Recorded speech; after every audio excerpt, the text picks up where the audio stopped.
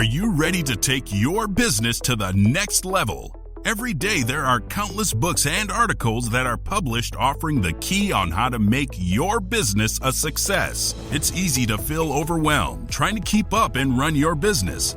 That's why Deb Creer created the Business Power Hour. Keep up on the latest trends, best practices, and techniques for how to make your business a success. Let the Business Power Hour do the heavy work for you. Good morning. Good morning. I am Deb Creer, and I am passionate about giving professionals the tools that they need to make themselves and their businesses as successful as possible. You know, I love all my guests. I really do. But I was so impressed with today's guest. I'm going to build him up so much he's going to go,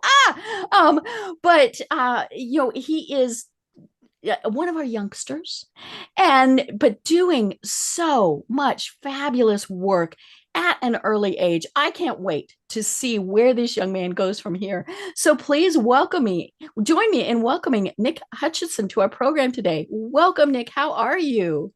Deb, I am amazing. You have fantastic energy, and there's no place I'd rather be. I love talking to people who are just as interested in personal development and business.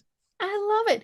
And, we really are going to have a great conversation because we're going to be talking about several things that I think are just absolutely fantastic. So let me tell people a little bit about you.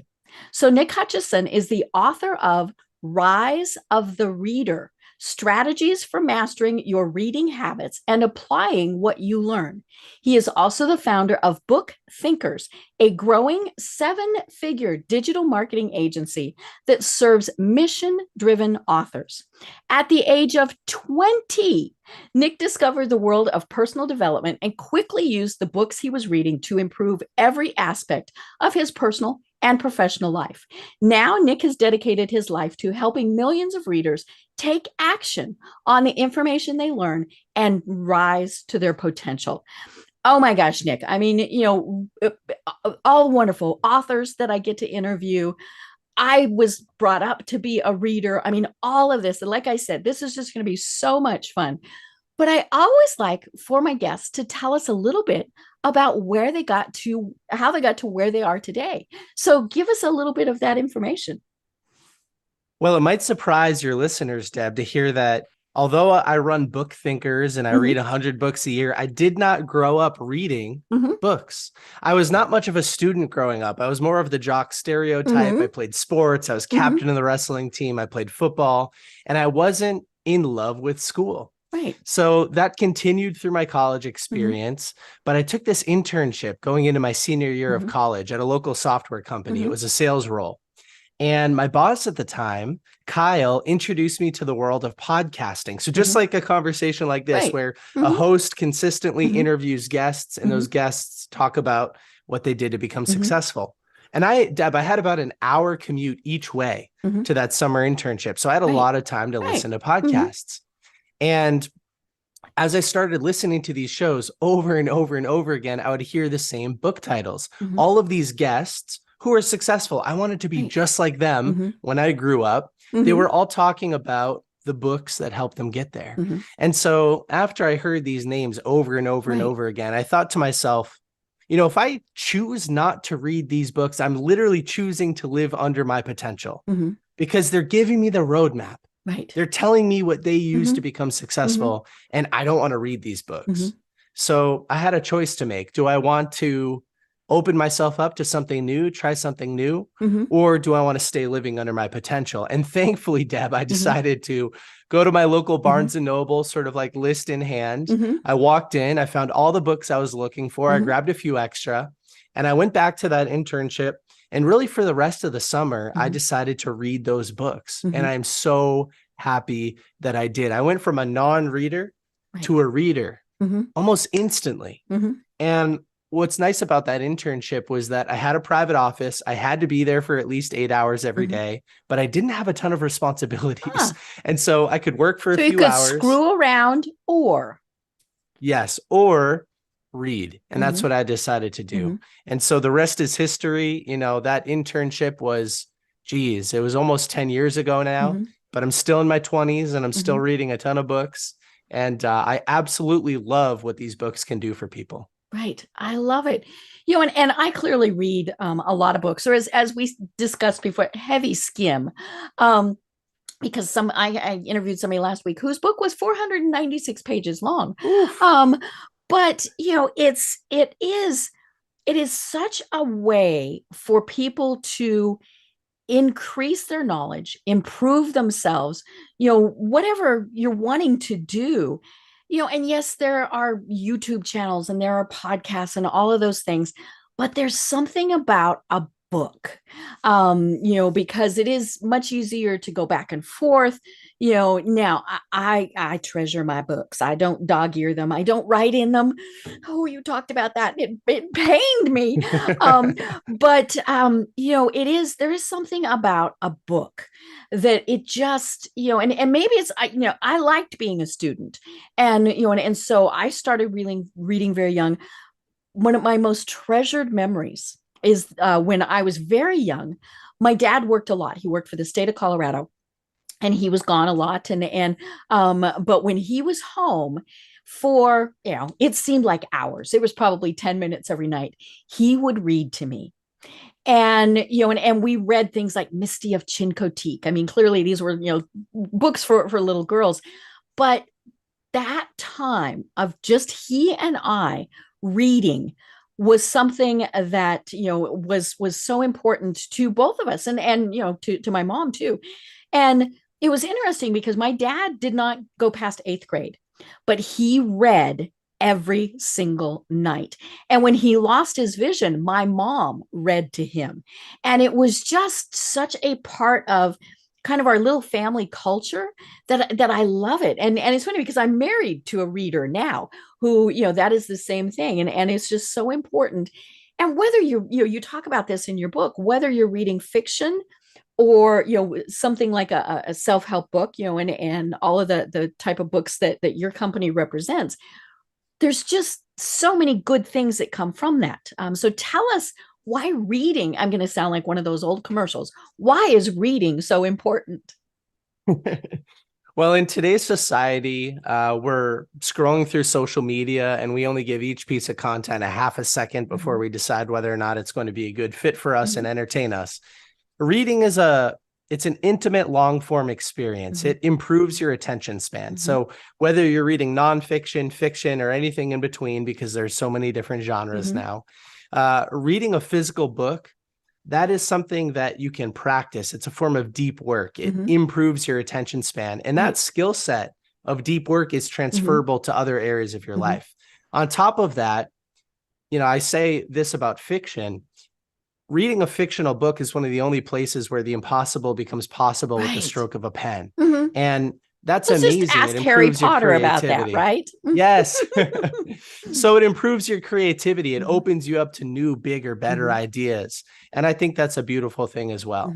Now, as far as nonfiction goes, personal development, business, philosophy, psychology, these types of nonfiction, you can literally condense decades of somebody else's experience into days. Right. You can read about how to overcome a problem that you're facing. You can read about how to double down on a specific skill set that you want to improve. And the reason that I think reading a physical book is a better way to do that than watching a YouTube video or something like that, or going through a course, is because of a book that I read called The Art of Learning by Joshua Waitzkin. Joshua Waitzkin was a chess champion, a martial arts champion, and he would study a subject so intensely that it would become part of his subconscious, and his subconscious would act on his behalf, identify opportunities to overcome a problem or improve a skill. And he was able to achieve this art of learning, this deep dive into a subject, by reading multiple books on the same subject, by studying all the case studies and the miscellaneous material. And you can't really get that in a book summary or a quick hit. You have to do that long form. So that's why I'm a big fan of reading these books. Right. So I have to ask, physical book or digital? Which do you prefer? I'm a physical book person. Just like I love to write in my books. Not everybody's a fan, but I love to write in my books. I love to take notes. I love to circle things, highlight things. Now, there are a lot of benefits to reading an ebook. You can just highlight right within the platform. You can export your notes. You can look things up in real time. but there's something about a physical Yeah, book that for me. tactile, right? There's still What about you? an odor to it, things like that. Absolutely. Yeah. Mhm. What do you prefer? It's funny for fiction. I do books, so physical books. For most of my business reading, I do more digital versions. Hmm. But that, I'll be honest, is because when we have guests on who are authors, it's easier for them to send it to me as a digital version. And it also saves them money. There is really no need for them to send me a physical copy of the book. I love them. I have them all. Any of the books that an author has sent me, they are here on my bookshelves, which overflow. At some point, I need to figure out like a business school or somebody to give these books to. But yeah, it's just easier for authors to provide me with a digital version. But yeah, there's something about that book, and I don't turn it upside down because my husband, who collects books, just no. I mean, that is, you don't do that because that breaks the spine. I mean, I treat now I don't read with white gloves and things like that. But yeah, there's just something about having that book between your fingers that it's almost like maybe you're absorbing the words through your fingers. Yeah, I think so too. You're downloading it directly into Mm-hmm. your body. Mm-hmm. Yeah. Right. So your book, and again, it's a long title, but that's okay because it's an important title. So it's Rise of the Reader: Strategies for Mastering Your Reading Habits and Applying What You Learn. So why did you decide to write this? Over the years, I have built a big community of nonfiction readers. Mm-hmm. It's on Instagram mainly. It's called BookThinkers. We have over Mm-hmm. 140,000 followers at the time of this recording, and Mm-hmm. I have promoted a lot of books. Mm-hmm. And over time, hundreds of people in my community have reached out with some form of the following statement.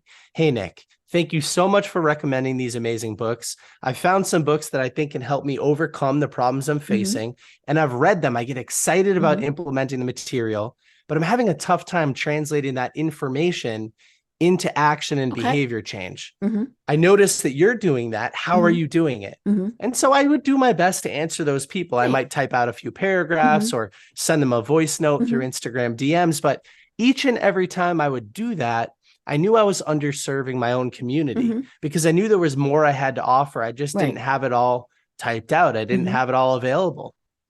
And so I decided to write the book. I Mm-hmm. decided to look back over the last 5, 6, 7 Mm-hmm. years and say, what have I been doing to Mm-hmm. translate this information Mm-hmm. into action? It's a Right. problem that a lot of nonfiction readers face. And Mm-hmm. I wanted to solve it for them Mm-hmm. because I figured it out.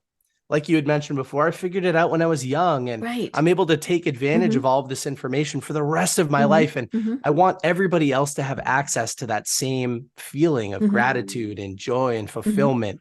And so that's why I decided to write the book. I love it. And the book gives so many great tips on things. But I hear the same thing. And let's be honest, I do the same thing. I skim a book quickly enough that I comprehend it for the interview, and then it goes on the shelf. And so I'm not really downloading that information. And that's one of the things that you talk about in your book, is that we read it and it doesn't stick. And as you said, that's why you wrote the book. So, let's go through some of the tips that you have on how to really absorb and put to use, because you talk about the folks who read it and go, "Oh, that's great. Next." Yes.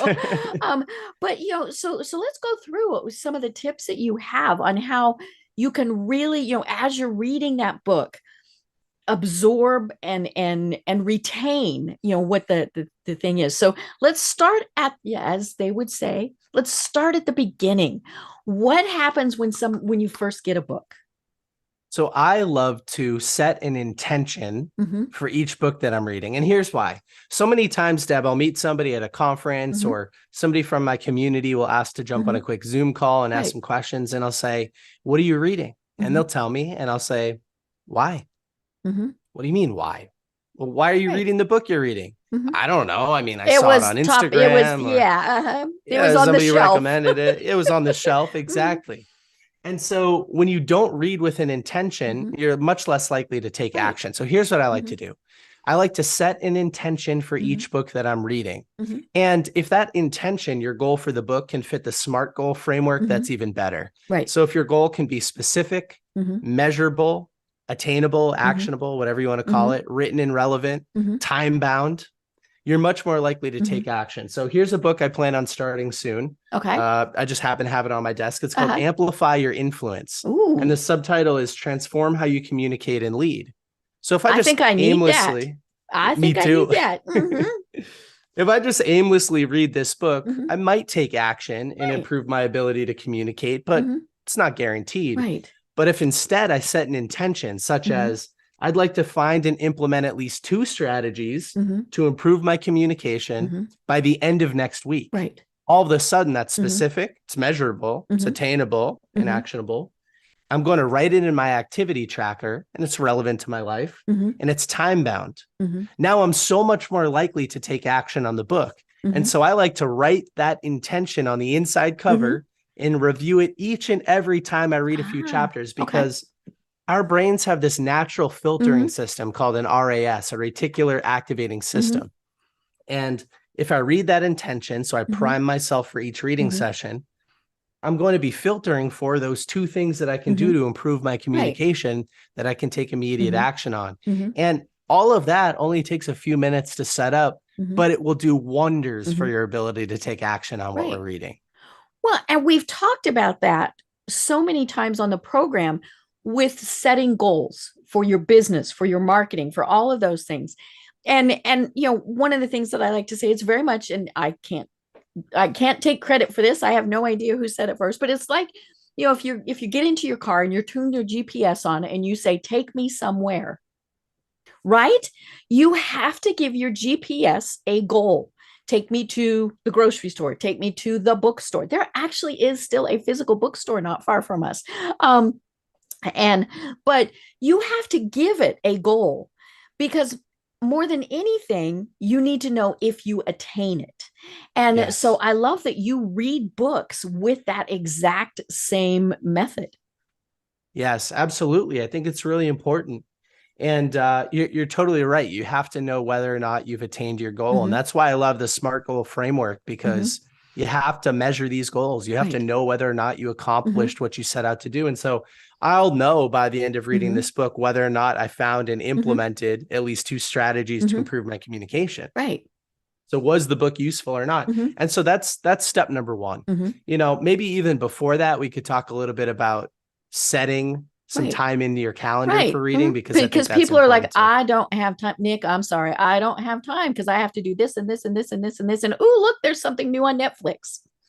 I know, Deb, I love to ask people that say I don't have time. I said, if I paid you $10,000 to read a book by the end of next week, do you think you could do it? And everybody says, well, I could read 10 books. If I was getting paid for it. So it's a question of prioritization. Right. When I look at these books, I see money. And I see a lot of value. And that's why I decide to read them. And so instead of finding time in your schedule, what I like to recommend for people, at least when they're first starting, is to replace 15 minutes of their morning Instagram or TikTok scrolling, and maybe just the first 15 minutes of their evening Netflix or Hulu or HBO 15 with minutes, reading folks. a good book. Not a lot, just not the whole activity, just the first 15 minutes. And the average beginning reader might be able to read 10 pages in 15 minutes. And so that's 10 pages in the morning, 10 pages at the evening. You do that 5 days a week. That's 100 pages a week. And so many of these nonfiction books, these personal development business books, these self-help books, they're only about 200, 250 pages long. So you read a book-ish every 2 weeks. Yeah, which is amazing. That's 20 to 25 areas of your life that you can improve over the next 12 months by just replacing 15 minutes here and there. And it's so funny because with Netflix, I can't even remember the main characters' names in half the shows that I watched 6 months ago. And so talk about an activity that's low impact in the long term. Right. Well, and of course, the hope would be that you've read for 15 minutes and thought, I need to keep reading. And again, it doesn't matter if it's fiction or nonfiction. You want it to be a great book, where it is hard to put it down. And of course that's every author's goal, is they don't want you to read just a little bit and put it down. But there are some where you read 15 minutes and you're like, well, not so much. Yeah, absolutely. One of my favorite podcasters, Tim Ferriss, he's also one of my favorite authors. He and Ryan Holiday, another author podcaster, were having a conversation, and they talked about something called the rule of 100, which is an interesting framework. So they say take 100 and subtract your age. And so right now I'm 29. I'm getting a little bit up there. I'm almost 30 now. And so I've got to read at least 71 pages before I can decide whether or not a book is for me. And so the older that you get, the less you have to read, because the wiser you've become. Let's just say I read fewer. We don't have to give it a just number, a couple right? of pages, just a couple of pages fewer. Yeah. And so the older you get, the wiser you are, the less you have to read before you can determine whether or not a book is a good fit for you. But well, and then the important thing is, if it's not a good fit, it's perfectly acceptable to put it back on the shelf, or to get something else. And I mean, I know people who, they're like, I bought the book, I have to read the book. Well, then they're getting nothing from it. It might actually be a really good book, but because they've got that negative attitude, it's just not going to work. Yeah, I heard an author, Brant Menswar, say one time that even the best cup of coffee in the world will taste bitter if you're in a bitter mood. Right. So even the best book in the world might underserve you if you're in a bad headspace when you choose to read it. Or listen, if you're reading a book and you don't have a specific intention, right? It's a great book, right? But it's not relevant to a problem you're trying to solve or a skill you want to improve. Well, maybe it's not going to serve that for you. Right. And it's funny, because as I was reading your book, one of my thoughts was, do you ever read fiction? And of course you answered that in the book, because there is a place for fiction books in our lives. And so that intention might be escape for a while, or enjoy learning more about something. Like, I like to read mysteries. And so it's, can I solve the mystery before they solve it in the book? Things like that. Yeah, I love it. I love it too. And it's funny, because I think there'll be a shift somewhere later in my life where I go from majority nonfiction business, personal development to majority fiction. I mean, I would love to spend months reading through the Harry Potter books or the Game of Thrones books, or some of the more, Wheel of Fortune, Wheel of Time, some of these more popular series that I haven't had a chance to read. And so, yeah, I think there will be a shift at some point later in my life. Right. Well, and, let's be honest, there's, only a certain number of business topics. Nobody has total flashes of inspiration anymore. They have different takes on it. Yes. And things like that, which is where it's good. You can't say, well, I read a book about sales, so I never have to read another book about sales again. No, because there's going to be hundreds, thousands that have a different take on it, and you might get something different out of it.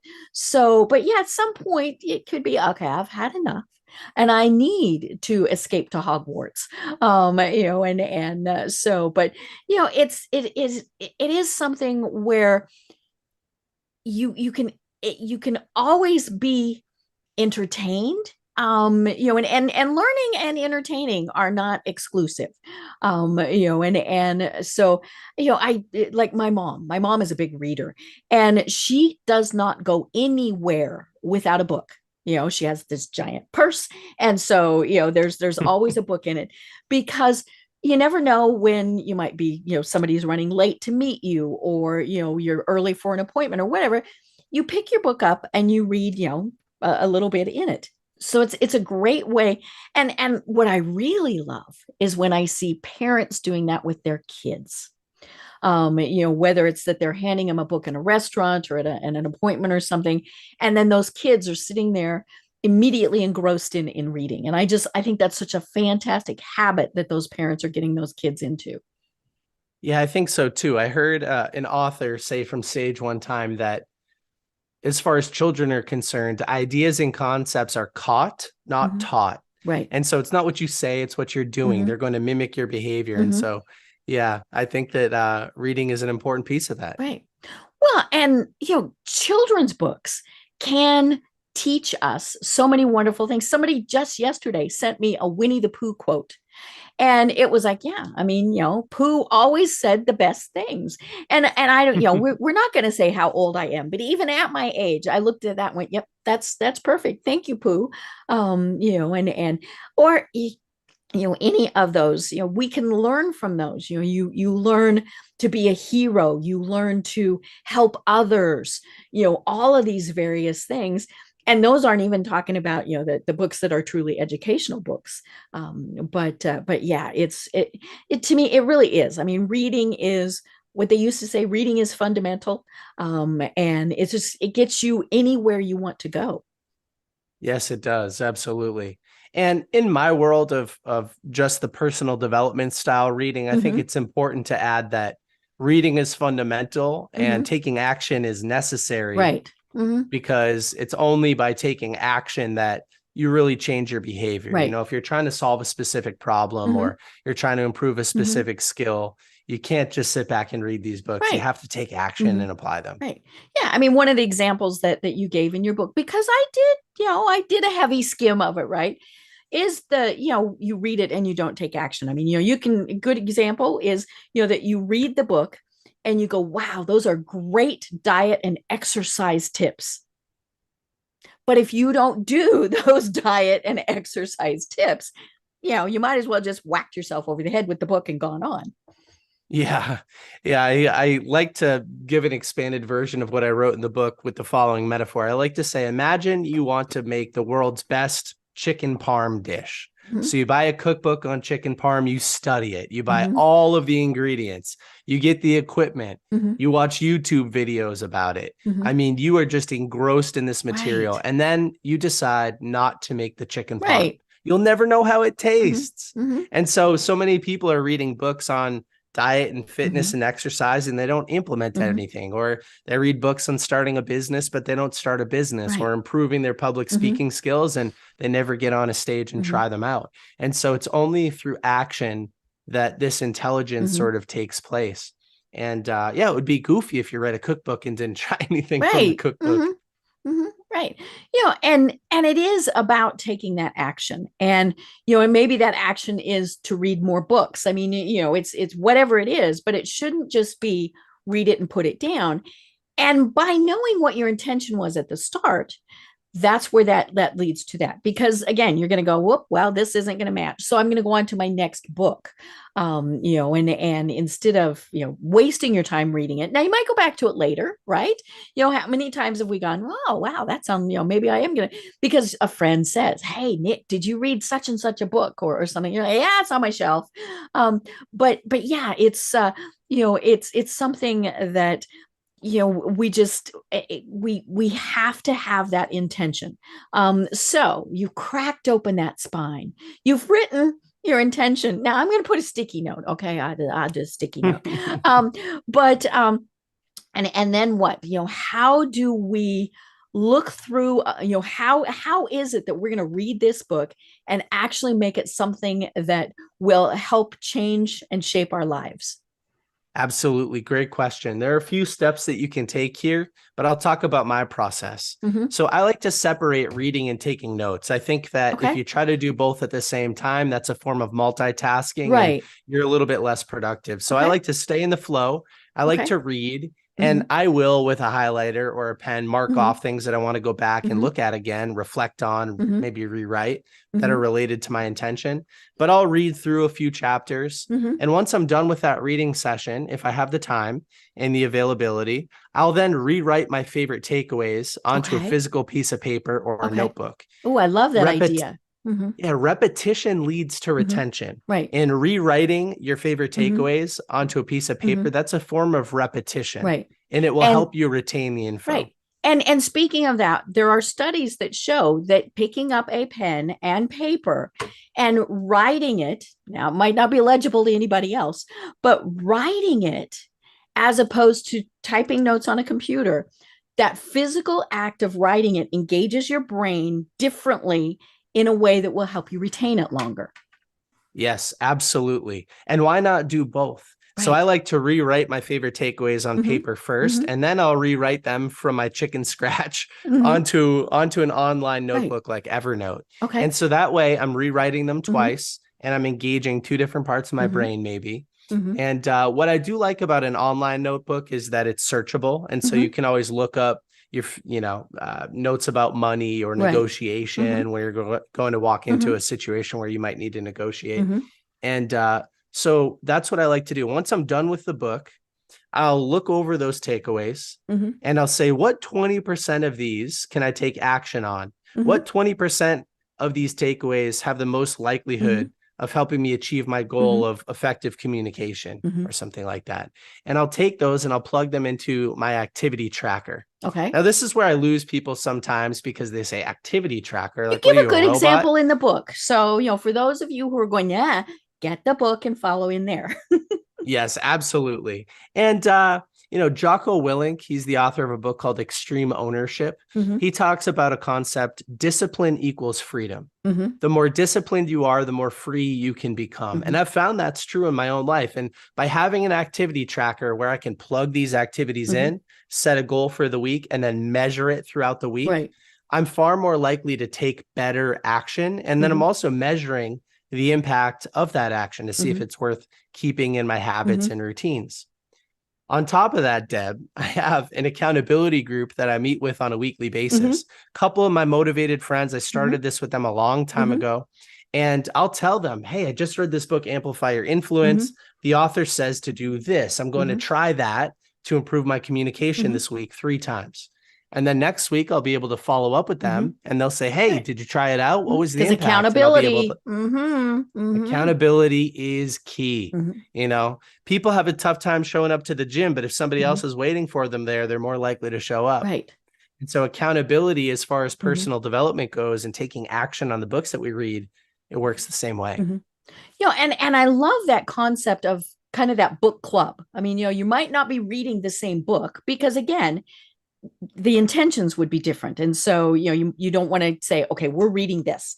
But having people reading all the different books and then discussing it together, I love that. I think that's great because I think that's where so many people get lost is we read it and we think, wow, this is fantastic. And then crickets. But it's that discussing it with other people that really makes it soak into you even more. Yeah, there are so many times where I've struggled to implement something, Mm-hmm. and simply by having some of my friends hold me accountable and Mm-hmm. follow up with me, hey, have you Mm-hmm. tried this out? Or whatever happened to that idea? Mm-hmm. I'm just so much more likely to take action when I have a Mm-hmm. community of people that supports me. So, Right. uh, you know, maybe we could talk a little bit about how to find an accountability partner Okay. or something like Perfect. that. Yeah, let's do that because and you talk in your book about how we need to who we need to associate with and all sorts of things, but especially like I don't go out and network anymore. COVID did its number on me, and I'm like, hey, if I don't have to put shoes on, I'm great. And so finding those people, but the other thing that has happened is now they can be around the world, right? And so talk to us about how you kind of develop those accountability groups. I read a book called The Compound Effect by Darren Mm-hmm. Hardy very early in my journey. Mm-hmm. And in that book, he talks about this concept of building an activity tracker Mm-hmm. and then building an accountability group to Mm-hmm. review it. And so I started doing that years and years ago with some of Mm-hmm. my friends. And I think that when I talk about this on stage sometimes, I'll say to the audience, hey, raise your hand if you're already in an accountability group. And most people don't raise their Right. hand. And then I'll say, They don't even look around because they know. Nope. yeah. But I will raise my hand. I will say to the audience, raise your hand if you'd like to partner with somebody else in this room and start an accountability group, Ah, and everybody will raise their right. hand. Mm-hmm. And so sometimes we just need to have a conversation with Mm-hmm. a motivated friend or family Mm-hmm. member. And you could start that conversation by asking them, hey, I remember you said you wanted to run a marathon last year. Did Mm-hmm. you ever make that happen? Mm-hmm. Oh, no, I didn't get the training Yeah. in, didn't think I Mm-hmm. could do it. Well, maybe I could hold you accountable to doing that this year. Would you like to Mm-hmm. maybe meet weekly and chat about that? Right. Sure. Or, hey, I gifted you a copy of Rich Dad, Poor Dad last year. Did you have a chance to read it? No? Okay. Maybe I could hold you accountable to reading it. I know it could help you deal with a specific problem that you're facing. And so that's how you can start these conversations. Or you could jump into Deb's community. I'm sure there are a lot of very motivated business style people who are interested in taking better action, and you can link up with people in her community too. So that's, sometimes you can find those people right within your friend group. Sometimes you've got to go to networking events or meet people at a conference. Maybe you've got to find other people that follow the same influencers that you do and jump into their comment section, and you can meet amazing people who just want to support you. Oh yeah. And you mentioned that you have a big Instagram community. I would imagine, all somebody would have to do would be say, hey, I'm looking for 4 or 5 people. And you'd have, 50 who might say, hey, I want to do that. Yes, absolutely. There are so many people out here that are on the same mission that we are to live up to our potential. And I think sometimes, specifically the world of personal development reading, it can be kind of a lonely place. Like most people listening today, Deb, they might be the most motivated person in their friend group or their family. And you don't have to convert everybody into a personal development reader. Sometimes people are just people, friends are just friends, family members are just family members. But you can go out there with a little bit of deliberate action and with some intention and find good people that want to help support you. And in the book, I give an outline of how I like to structure these meetings. I talk about how often they should be held, where they should be held, what's the structure of the meeting, who should be asking questions, how to build these activity trackers. So everybody can check out the book to learn a little bit more about that. But I'll tell you what, having a community that supports me and celebrates my wins just as much as I celebrate theirs, it's a great feeling. Right. And I love that you talk about having a structure to it, because otherwise you're going to get together and, as we're recording this, we're actually recording it a little bit earlier than it's going to air. College football is about to kick off, and so that might be a big topic everybody gets together and talks about. Well, no. You're getting together, whether it's, in person or virtually, to talk about your books. So now you might structure it that the last 10 minutes you can talk about, whatever's going on in somebody's life. But it's like with the book, you have to have that intention. Otherwise, it's going to go every which direction. And then people will find no value to it and drop out. Yeah, one of the early accountability partners I had, whenever somebody would go off topic and he was moderating, he would say red light, and he would just kind of tune in red light. And that was just our sign that, okay, we're now gossiping or we're talking about football and we need to get back on track, because each person typically has 20 minutes, a little bit to share their experience from the prior week, their goals for next week, and then to take questions. And in our groups, you got to stay on track. And I love that line by Jim Rohn that we are the average of the 5 people that we spend the most time with. I repeat it a few times in the book because I think sometimes we don't realize the impact that other people are having on us. And so if you're in a group of, let's just say you define success by money. If you're in a group of 5 millionaires, you will be the 6th millionaire. But if you're in a group of 5 bums, you'll be the 6th bum. That's just how it works. Yeah. We raise ourselves or lower ourselves to be like everybody else. Yes. Yeah. And so it's important to surround yourself with motivated people, a peer group who they're looking to accomplish the same things that you are. Right. And it's also important then as to think about, okay, are these toxic people? Are they, we want positive people in there. Now, can you have negative discussions? Of course, but, it shouldn't be that, it's that life is horrible and life is awful and things like that. You want that positivity that's in there. Yes, absolutely. And in fact, I think it's one of the prerequisites, the characteristics that I look for in an accountability partner, somebody who is generally full of gratitude and positive, but is also willing to give and receive constructive criticism, because those tough conversations, I mean, that's where a lot of the magic happens. You don't want to avoid situations that have the opportunity to improve your life. Right.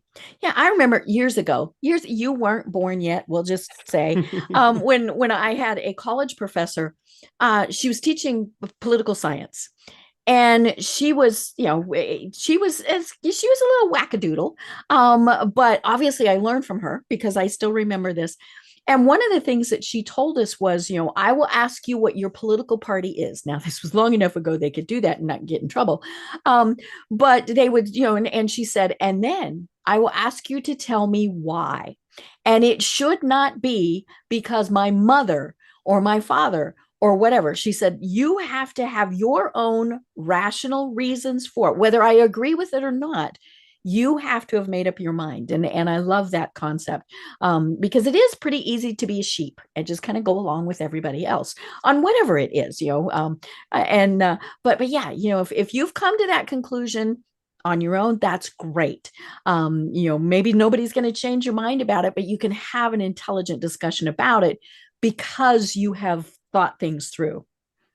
Yes. And I love to engage with people that see the world from a different perspective, that they're wearing a different lens, and we see things in a different way. And I can learn so much from those types of people. Yeah. So I love to engage.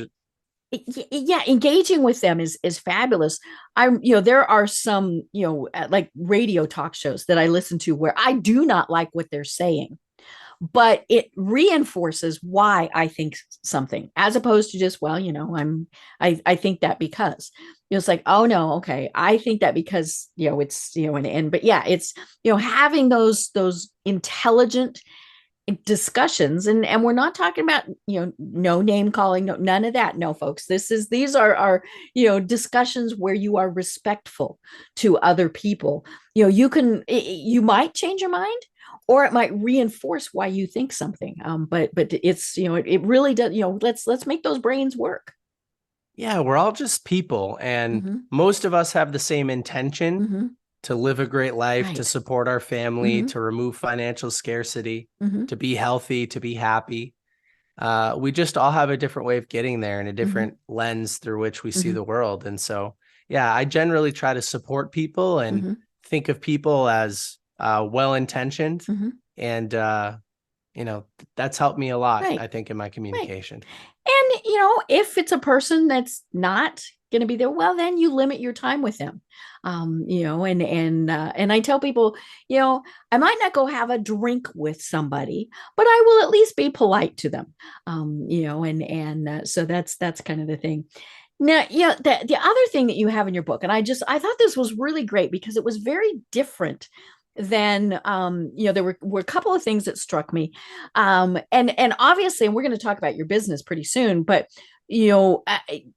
at least twice in the book, you very specifically say, if you've reached this point, go give us a review.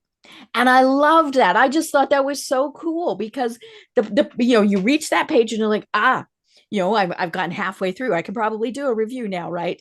And so again, that you were putting an intention to them, and I just thought that was fantastic. Yes, it's an idea that I've only seen done one other place, which is a book called $100 Million Offers by Alex Hormozy. He was an author that he's had a big impact on my business, which we'll talk about in a minute. And he was a podcast guest on our show. And when I was reading his book, he stopped, and it was a very different call to action, but it was around giving a review for the book. And I thought, well, that's pretty cool. And then I went to his Amazon, and he had a ton of reviews. And I thought, okay, yeah, why not put that halfway through the book instead of at the end of the book, where I've seen it only a few times. Most authors don't even put a call to action for a review in the book. But I just thought, listen, I genuinely believe that this book can help my younger self, the version of me who is just getting into the space. And so I want it to be out there as much as possible. And having people leave reviews on Amazon, that's an amazing way for the algorithm to promote your book a little bit more. And so why not give the ask? Somebody's halfway through the book. If they've just found one thing that they thought was cool, go on and leave a valuable review. And so, we'll see what happens with it. Yeah, I did. Like I said, I'd never seen that before, and I just loved it. And your book has so many great tips on being a better reader.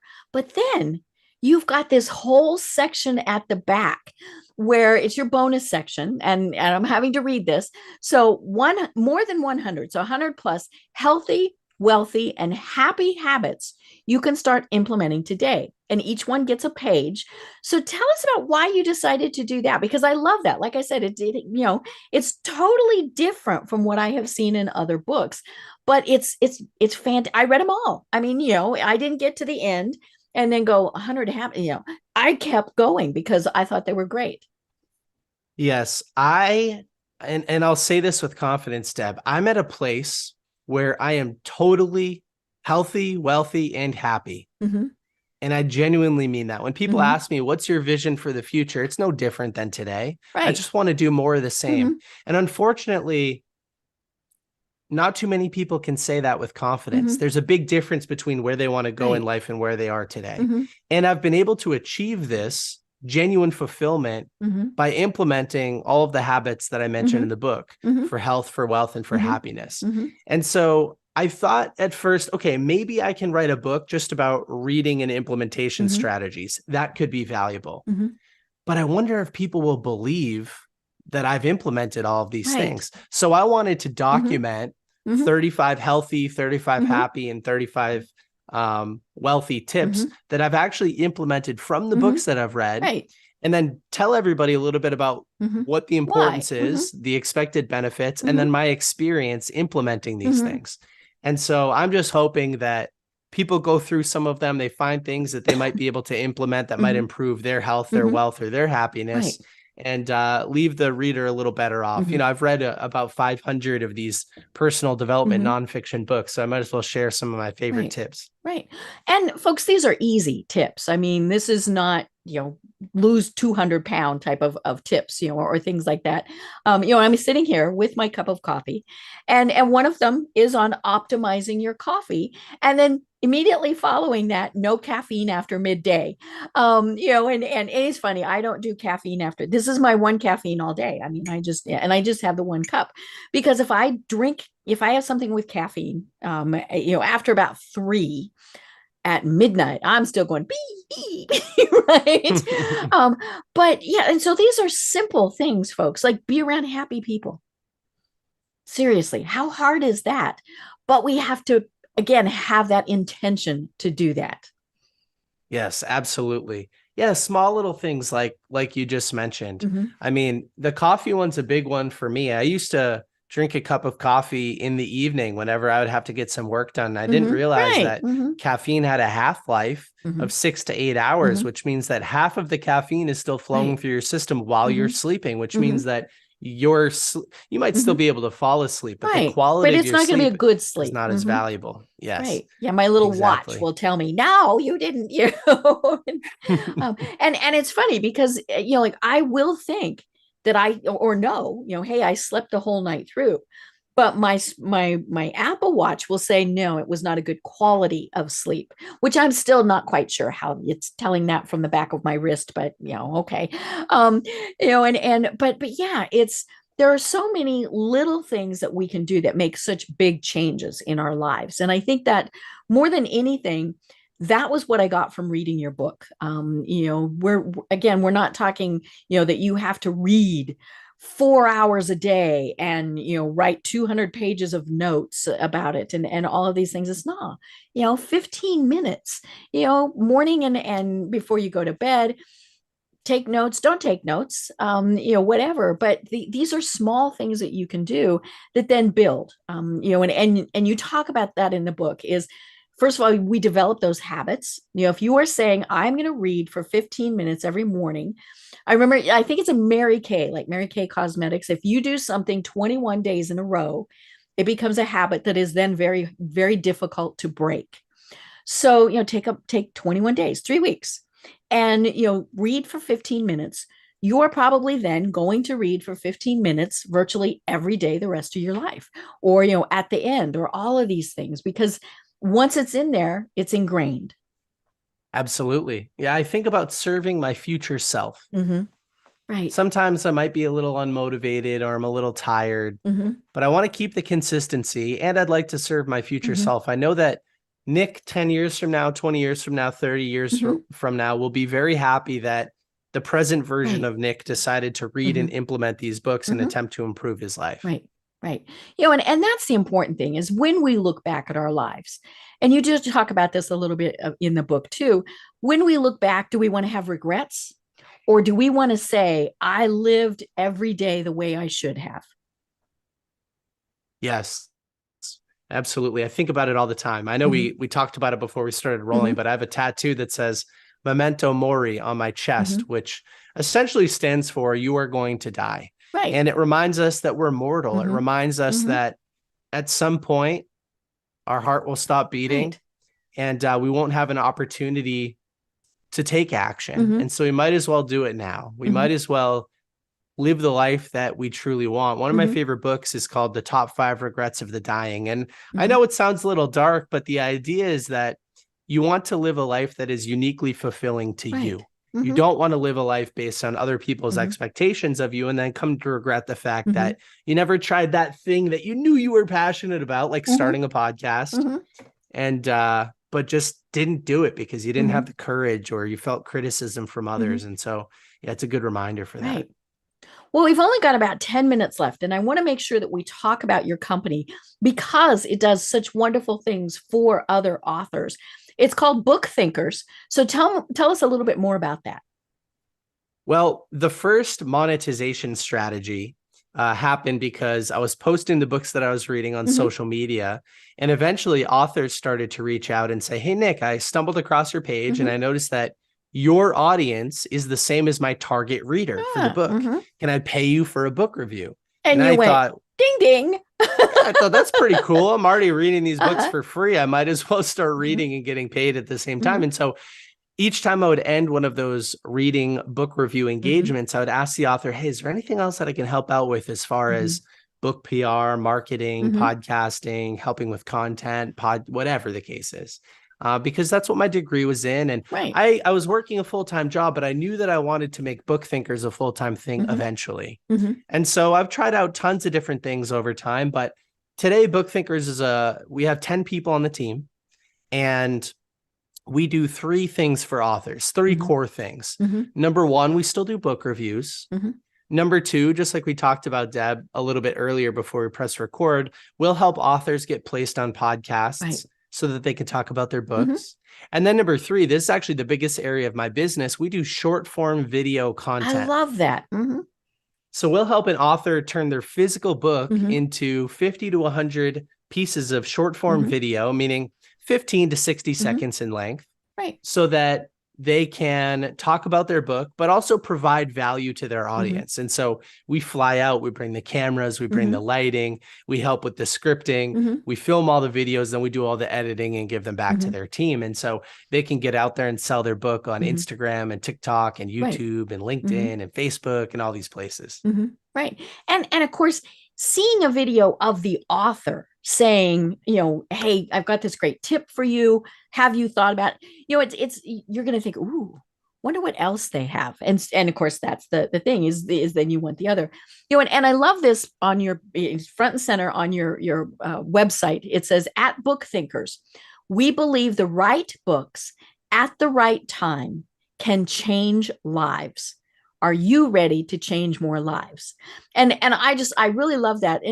But it's, we mentioned at the very start, you were 20 and books changed your life. And I don't care if you're 20, if or you're 6 or 60, 90. You never know when reading those books, reading the right book at the right time will make a change. Yeah, I genuinely believe that. I mean, it's happened to me so many times, and it's happened to people in my community so many Mhm. times that nobody can convince me otherwise. It's Right. it's my lived experience Mhm. that these books have created my dream life. And Mhm. it didn't take that Right. long. Mhm. These books can be purchased generally for Mhm. $20 a piece, Mhm.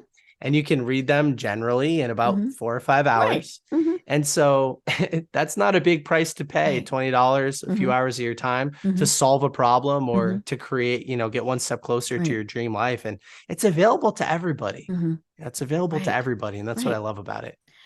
And again, folks, think about doing that as opposed to let's binge watch whatever, TV show is on, or, read People magazine or just scroll through YouTube videos. Spend that time enhancing your life. I don't think there's probably ever really been a TV show where people went, I have to change my life, right? You might, depending on what it is, there might be a little something, but yeah, I mean, there are books that, you can go, wow, this really is something that I need to be doing.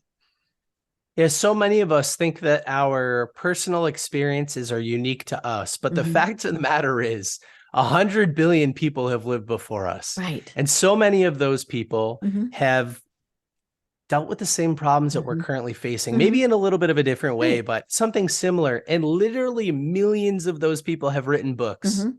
So Right. there's a good book out there to solve almost every Mhm. problem. Mhm. They've condensed decades of lived experience Mhm. into days of reading. Right. And for $20 and a few hours of your Mhm. time, you can solve that problem. And that's Mhm. what I love about self-help or personal Mhm. development, is that these are actionable and they Mhm. can solve pain. Right. Fiction can too. Mhm. It's like in an And escapism sometimes we type of need that, way. And right? Mhm. absolutely, Yeah. absolutely. But yeah, it really is something that is just phenomenal, with the impact that it can have. And and it breaks my heart when I have people say, oh, we don't read. And I'm like, you don't even read something like People Magazine, or no, we just don't read. Hmm. But yeah, and as you said, we can pick that up anytime. Maybe we didn't read as kids. Fine, start reading now, whatever point you're in. And you have the quote in your book, and I'm going to get it wrong, so I'm going to have you do it, about the right time to do something. Yeah, well, I just believe that the right time is now. I Mhm. mean, I say this a few different ways in the book, but there's an old Chinese proverb which says the best time to plant a tree was 20 years ago. The second best time is today. And we don't want to live lives of regret. We want to Mhm. take action. We want to live in the present moment. We want to serve our future self. Mhm. We want to do things that are productive and engaging, and also, fill us with joy and fulfillment. I think Right. that's a really important part of it Mhm. too. Right. Yeah, because all we have to do is turn on the news and go, ugh. Right? I don't watch the news because I don't want to go, ugh. Me neither. And I mean, I know what's going on in the world because they post about it on Facebook, right? But yeah, but I get just enough. I don't have to wallow in it. I don't have to know all the horrible, awful, or even the good. I mean, like, I watch CBS Sunday Morning News because it's good, feel good stories. It's the only news program I watch. But yeah, I mean, it is something where it's that word's going to come up again. Intention. What is the intention of your life? When we're at the very end, what do we want our obituary or our headstone to say? Now, if it would say, I still have 30 books to read, I'm okay with that. you know, Same, as, yeah. as long as those 30 books weren't just sitting there forever. But yeah, it's incredible. Well, Nick, oh my gosh. See, this is why I set a timer, because we could talk about this forever, because it truly is, such a passion for me. And that's a big part of why I do this program, is to help people and to connect with authors, and as you said, have them share their knowledge. But tell us a little bit more specifically about Book Thinkers. How do they find you, and what are the services again that you provide? Sure. So you can find us at bookthinkers.com. It's spelled just like it sounds, or Book Thinkers on Instagram. That's our biggest community. If you want to find some like-minded people, you can check us out over there. And listen, Deb, anybody in your community that wants a personalized book recommendation from me can just send me a DM on Instagram. I Perfect. answer every single one of them. Mhm. Tell me the problem you're facing. Tell me the skill that you'd like to improve and why. Mhm. I might ask a few follow-up questions, and then I will provide a book recommendation and even follow up with you to see if you've had a chance to read it. So There's that's that open to anybody. accountability. Mhm. Absolutely. Mhm. I love it. And again, it's bookthinkers.com, right? Yes. Cool, cool. I love it. Well, this really has been so much fun, and I would love to talk with you again, because I think this is just so important. Not only helping authors get their message out, and maybe that's what we talk about next time, is what, let's talk more about book thinkers and how people get their message out. But I look forward to chatting with you again. But do you have any final thoughts that you want to leave everyone with? One of my favorite books is The 4 Hour Workweek by Tim Ferriss. And in that book, he says reality is negotiable. What he means is that each and every one of us has the agency, has the kind of life that is uniquely fulfilling to us. You don't have to live your life based on society's expectations or other people's expectations of you, because that typically leads to a life full of regret. And at the end of your life, you won't have the power to go back and change things. So make sure you do it now. Like we talked about, the best time to plant a tree was 20 years ago. The second best time is today. That's the only option that you have. So design a life that makes you smile, that helps you positively impact other people, and don't regret it. I love that. I love that so much. Well, I have been having a delightful conversation with Nick Hutchison.